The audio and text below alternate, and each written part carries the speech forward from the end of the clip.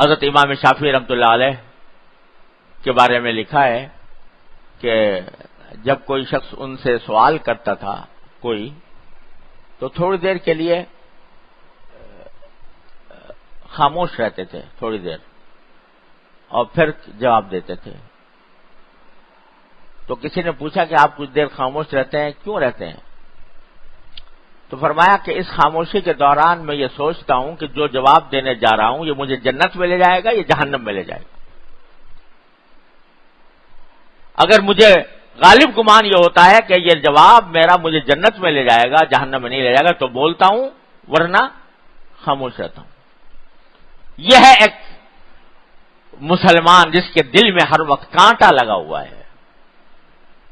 کانٹا اس بات کا کہ مجھے اللہ جل جلالہ کا میں بندہ ہوں، اللہ تبارک و تعالیٰ کے سامنے مجھے جواب دینا ہے۔ تو لفظ کوئی منہ سے اس وقت تک نہ نکالے جب تک کہ اس کو یہ یقین نہ ہو جائے کہ یہ مجھے جہنم میں لے جانے والا لفظ نہیں ہے، کیونکہ حدیث میں رسول کریم سرورت عالم صلی اللہ علیہ وسلم کا یہ ارشاد مروی ہے کہ آپ نے فرمایا کہ لوگوں کو جہنم میں اوندھے منہ گرانے والی کوئی چیز اس سے زیادہ خطرناک نہیں ہے جتنی انسان کی زبان۔ یعنی سب سے زیادہ جہنم میں جو لوگ جائیں گے، اوندھے منہ گرائے جائیں گے، وہ اپنی زبان کے غلط استعمال کی وجہ سے، جھوٹ بولا، غیبت کی، بہتان کیا، الزام لگائے، دوسروں کی دل آزاری کی، اور یہی مجالس بالامانت کی خیانت کی، امانت میں خیانت کی۔ یہ سارے گناہ جو ہیں زبان سے تعلق رکھتے ہیں۔ اس زبان کو اگر قابو میں نہ کیا اور اس کو جنت کے راستے پر نہ ڈالا تو یہ جہنم میں لے جا کے چھوڑے گی، الیاذ باللہ۔ اس واسطے بھائی بہت ہی زیادہ اس کے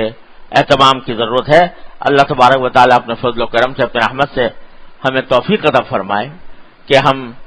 اپنی زبانوں کو صحیح استعمال کریں۔ یہ جو کینچی کی طرح چل رہی ہے نا زبان، کچھ سوچے سمجھے بغیر جو منہ میں آیا کہہ گئے، اور احتیاط کا دامن چھوڑا ہوا ہے، یہ انتہائی خطرناک بات ہے،